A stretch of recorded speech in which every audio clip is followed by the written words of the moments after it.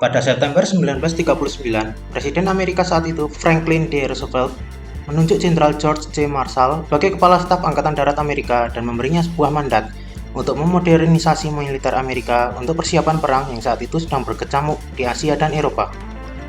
Mengikuti mandat Presiden Roosevelt, Angkatan Darat mencari kendaraan untuk menggantikan kuda dan sepeda motor sebagai bentuk transportasi mekanis yang dapat diproduksi secara massal dengan cepat dan juga kencang, ringan, dan dapat melakukan perjalanan di berbagai medan. Benar saja, Jerman sudah membuktikan sendiri di mana salah satu kunci kesuksesannya menduduki hampir seluruh Eropa adalah dengan kendaraan semacam ini, dengan Kubelwagen, Mercedes G4, sampai BMW 325. Oleh karena itu, Angkatan Darat Amerika mengirimkan surat permintaan proposal kepada 135 perusahaan otomotif untuk membuatkan kendaraan kelas seperempat ton dengan gerak 4 roda. Dari 135 perusahaan, hanya 2 yang merespon, yaitu American Bantam dan Willys Overland. Wajar saja karena keadaan yang mendesak, waktu yang ditentukan juga sangat singkat.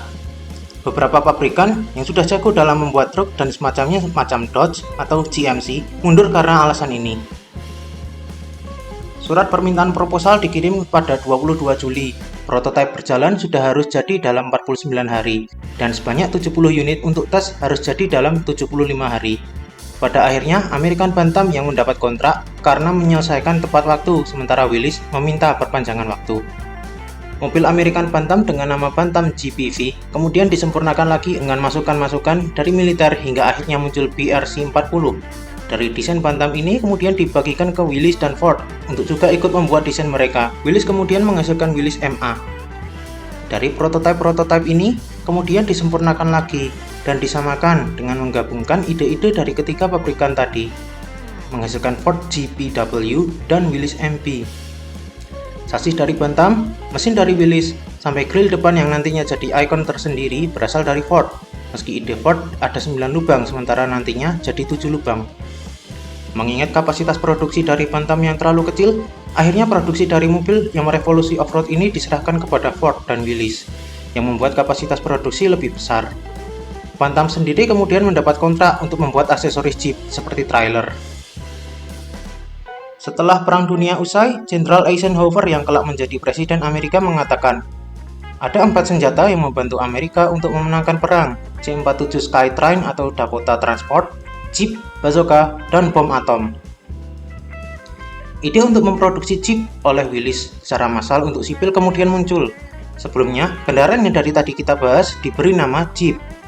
Asal-muasal Jeep sendiri masih menjadi kontroversi sampai saat ini.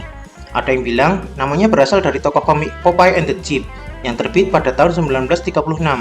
Ada juga yang mengatakan bahwa Jeep adalah singkatan dari GP atau General Purpose.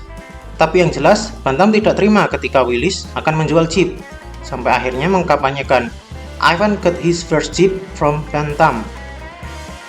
Apa hubungannya Ivan yang merupakan orang Rusia dengan Jeep Bantam? Ternyata, ketika Bantam berhasil memproduksi BRC-40, pemerintah Amerika meminjamkan mobil Bantam ini kepada para sekutunya seperti Inggris, Prancis, sampai Uni Soviet untuk keperluan perang. Dari pinjaman inilah kemudian muncul versi mereka sendiri yang dikembangkan berdasarkan BRC-40 seperti Land Rover atau Jeep Gas. Untuk keperluan sipil utamanya untuk kebutuhan industri, pertanian, sampai pertambangan, Willys menghadirkan Jeep CJ2A yang merupakan varian produksi massal dari prototipe yang diberi nama Willys CJ2, di mana bedanya dengan Jeep semasa perang adalah penggunaan lampu depan bulat yang besar alias mata belok. Nama CJ sendiri memiliki makna berupa kepanjangan dari Civilian Jeep. Pada tahun 1949, mulai masuk Willys CJ3A di Indonesia dengan importirnya yaitu NV Puch & Rens. Perbedaan antara CJ2 dengan CJ3 yang paling mencolok dari luar adalah penggunaan kaca depannya, di mana CJ2 memakai model jendela depan belah sementara CJ3A memakai model single dengan wiper di bawah. Memasuki tahun 1953, Willys Overland dibeli oleh perusahaan mobil bernama Kaiser dan bersamaan dengan itu muncul Willys CJ3B, di mana ciri perbedaannya dengan CJ3A ada pada moncongnya di mana kap mesinnya ditinggikan. Begitu juga dengan grill depannya supaya muat dengan mesin baru yang lebih tinggi. Di Indonesia, sejak tahun 1952, mobil-mobil Jeep sudah diproduksi secara semi knockdown oleh importir barunya yang bernama PT Indonesian Service Company atau PT ISC yang pabriknya beralamat di Jalan Lodan Raya, Jakarta Utara. Chip CJ3B kemudian juga dipesan oleh TNI selain juga dijual ke masyarakat umum. Generasi Willys CJ3B ini juga dilisensikan ke beberapa merek lain seperti misalnya di Jepang menjadi Mitsubishi Chip J3 atau di India menjadi Mahindra Mayor. Pada tahun 1963, Chrysler Motor merger dengan Willys Overland menjadi Chrysler Jeep. Tidak lama kemudian, diluncurkan model baru dari Jeep dengan nama Willys CJ5 yang setelah tahun 1964 disebut dengan Jeep CJ5. Ciri fisik pembedanya dengan Jeep CJ3B adalah kap mesinnya lebih membulat serta fender depan yang juga membulat. Tidak lupa, bentuk pintunya juga berbeda, mengikuti bentuk mobil militer M38A1 yang dipakai selama Perang Korea.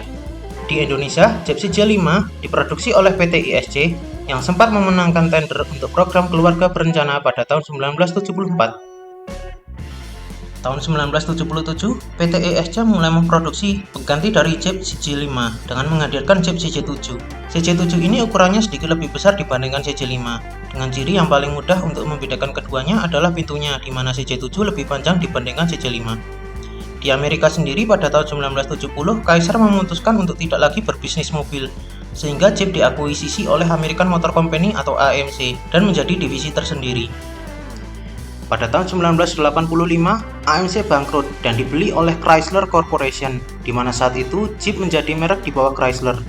Tidak lama berselang, Jeep memperkenalkan pengganti dari seri CJ dengan seri Wrangler yang menjadikan CJ sebagai mobil yang lebih nyaman namun tetap bisa diajak off-road. Seri pertama dari Wrangler ini adalah Wrangler YJ, di mana ciri utamanya adalah penggunaan lampu depan kotak dan bodi mirip dengan CJ7.